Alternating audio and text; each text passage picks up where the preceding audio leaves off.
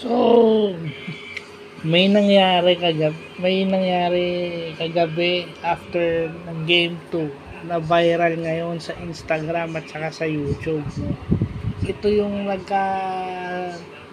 medyo nagkasagutan itong asawa ni Mo Tautua at saka itong asawa ni Abueva at saka si Abueva mismo. Well, I think, pareho silang may kasalanan.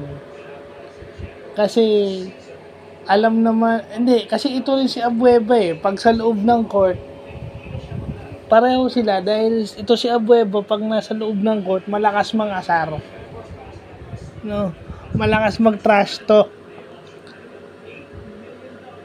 No, akala nga nila si Jericho Cruz yung nakaaway, hindi pala si yung pala si Mo, di ba? May kasalanan din naman itong asawa ni Mo kasi alam naman niya na siguro mainit ang ulo nun, di ba? Sana man lang dinedma mo na lang, no? If ever, minsan kasi dapat effective yung pandidedma. Hindi ka naman siguro aanuhin ni Abueva kung hindi mo siya pinoprovoke, di ba? Tsaka alam mong mainit ang ulo nun dahil natalo. Tsaka masama pa yung laro niya, so talagang mainit ang ulo nun, frustrated. So dapat hindi ka na nagsalita or whatsoever, di ba?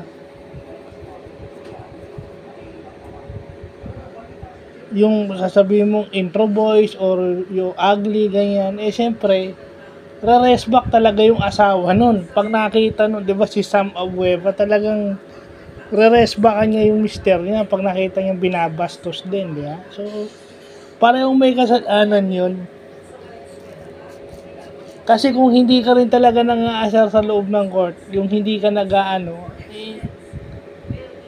yun din ang problema sa ibang mga player na minsan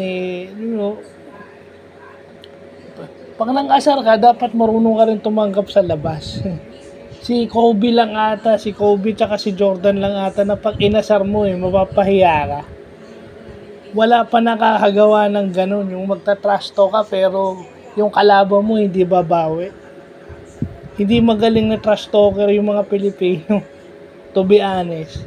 So sana sa PBA, para mapigilan yung ganyan, sana pag alam na tightened yung security ng mga natatalong team para lang maiwasan yung mga ganyan. Kasi pag tapos ng game, magkakasalubong yung mga yan At yung mga maiinit ang ulo, syempre pwedeng matrigger. So sana yung mga ganyan, pag championship or regular game, championship, playoffs, dapat ma-tighten yung security para maiwasan yung ganyan kasi hindi tama yan Then papalabasin nyo na naman si Abueva yung mali kahit na may mali itong kabilang partido. Dahil yung pagwawala lang ni Calvin yung nakunan hindi nyo naman nakunan lahat. So, yun lang po.